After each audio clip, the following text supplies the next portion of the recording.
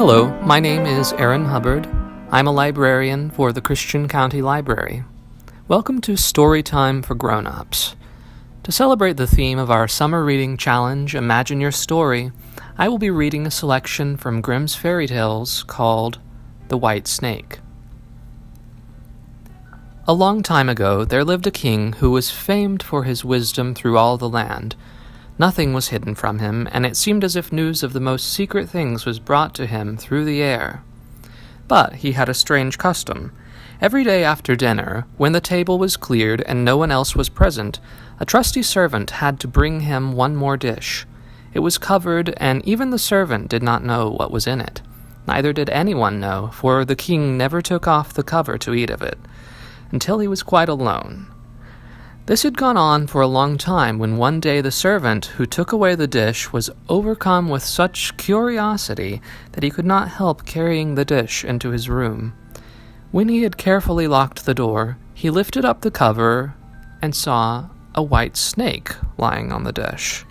But when he saw it, he could not deny himself the pleasure of tasting it, so he cut off a little bit and put it into his mouth. No sooner had it touched his tongue than he heard a strange whispering of little voices outside his window. He went and listened, and then noticed that it was the sparrows who were chattering together and telling one another of all kinds of things which they had seen in the fields and woods. Eating the snake had given him power to understand the language of animals. Now it so happened that on this very day the queen lost her most beautiful ring, and suspicion of having stolen it fell upon this trusty servant, who was allowed to go everywhere. The king ordered the man to be brought before him, and threatened with angry words that, unless he could, before tomorrow, point out the thief, he himself should be looked upon as guilty and should be executed. In vain he declared his innocence. He was dismissed with no better answer.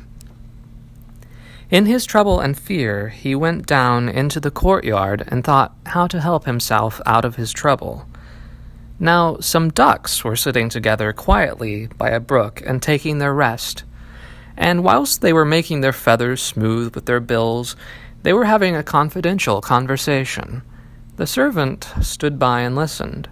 They were telling one another of all the places where they had been waddling about all the morning, and what good food they had found.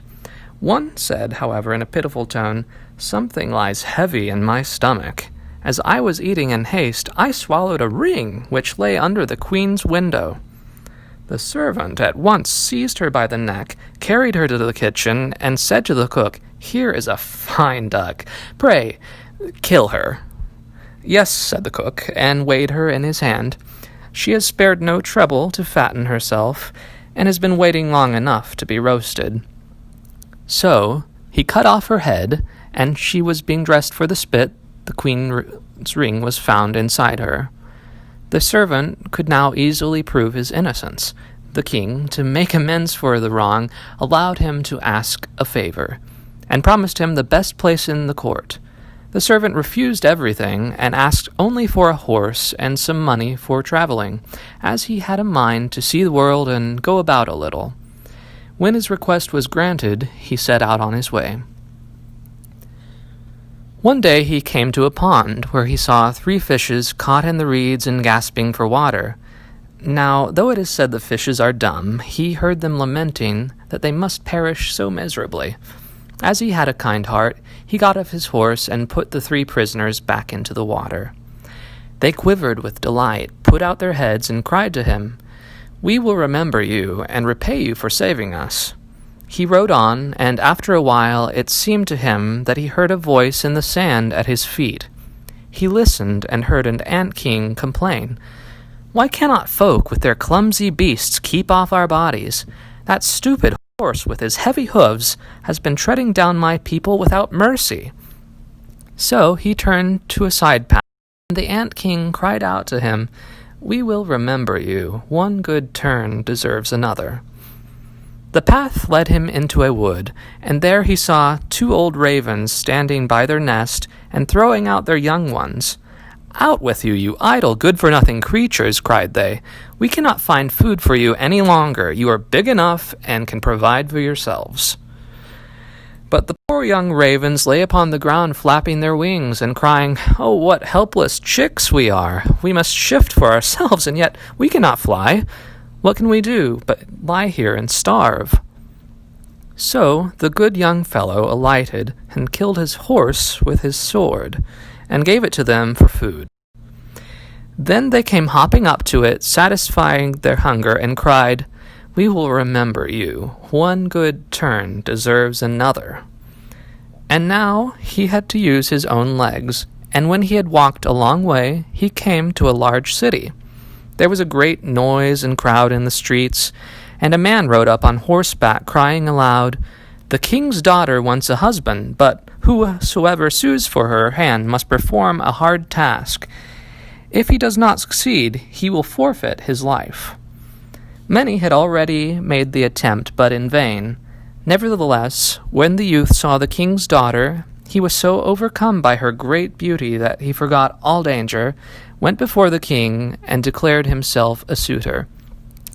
So he was led out to the sea, and a gold ring was cast into it. Then the king ordered him to fetch the ring up from the bottom of the sea, and added, "If you come up without it, you will be thrown in again and again until you perish amid the waves." All the people grieved for the handsome youth. Then they went away, leaving him alone by the sea. He stood on the shore and considered what he should do, when suddenly he saw 3 fishes come swimming toward him. They were the very fishes whose lives he had saved. The one in the middle held a mussel in its mouth, which it laid on the shore at the youth's feet. When he had taken it up and opened it, there lay the gold ring in the shell. Full of joy, he took it to the king and expected that he would grant him the promised reward.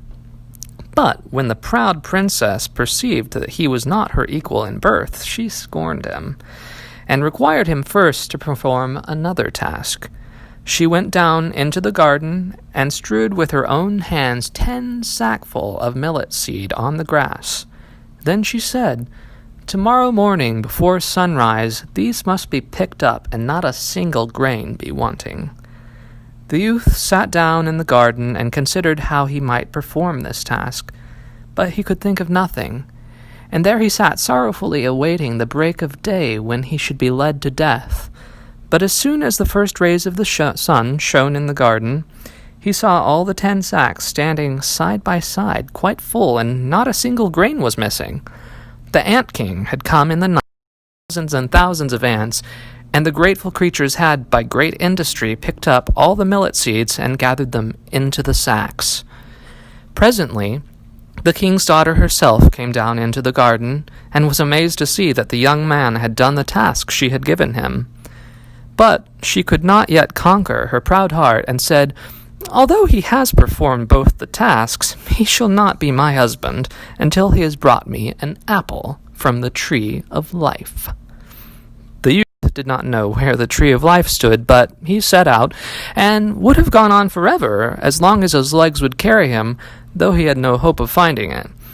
After he had wandered through 3 kingdoms, he came one evening to a wood, and lay down under a tree to sleep. But he heard a rustling in the branches, and a golden apple fell into his hand.